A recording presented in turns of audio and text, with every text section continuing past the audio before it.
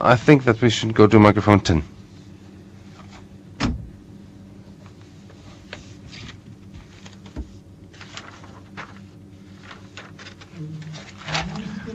My name is Stefan Pinges, and I represent the Dutch Consumers Society Test-Aankoop.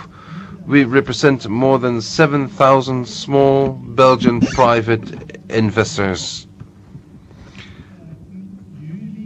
In July, we asked the Fortis board to be clear about what happened in the past, and we also asked for a general meeting together with other interest organizations, including Deminor. Fortis has always refused this and described it loosely as a small communication error, and has always refused such a meeting. Now, after what has happened in September and October, we have a new list of 13 questions about what has happened exactly during these past weeks. We have 13 concrete questions about where all the money flowed to and but we have hardly received any answer up to date, or even no answer at all to all these questions. And so I would like to ask 3 of these questions now, but of course we want a reply to these 13 questions no later than either today or tomorrow in Brussels. First, we fully support the alternative plan which was presented by Deminor to appoint a different board of management. And the people we represent would vote in accordance with the Deminor proposition, which included Mr. Ujeu. My first question: why did the Dutch government didn't comply with its obligation of the 28th September to invest 4 billion in Fortis Bank Netherlands? Perhaps were there certain contracts or were there negotiations that we don't know about? Second question: the selling of the Dutch assets to the Dutch government on the 3rd of October was 16.8 billion. Why did only the income from the Dutch insurance companies went straight to Fortis Holding, while the remaining 12.8 billion went to Fortis Bank NV SA, so the nationalized banks, and not to the Fortis Group?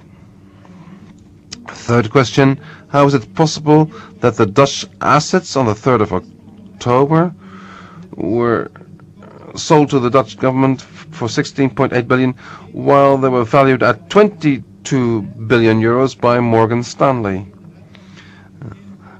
As the board has communicated, why this difference? And as regards the ABN AMRO activities, which were acquired for 24 billions, there was no communication about value depreciation at that point. Of course, we would like all our questions answered, but these are the 3 I would like a reply today.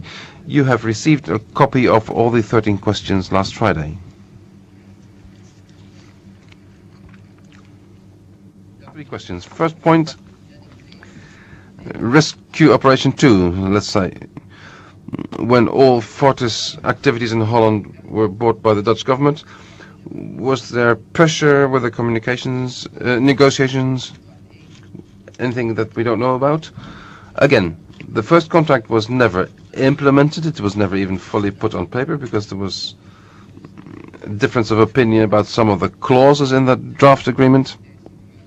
While in the meantime, the liquidity position was getting worse, and that led to the Dutch government acquiring all Dutch activities of Fortis.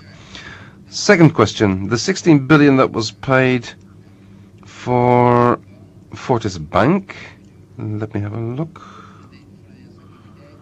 for the Dutch activities, 12.8 billion of this went to Fortis Bank and only 4 billion to insurance.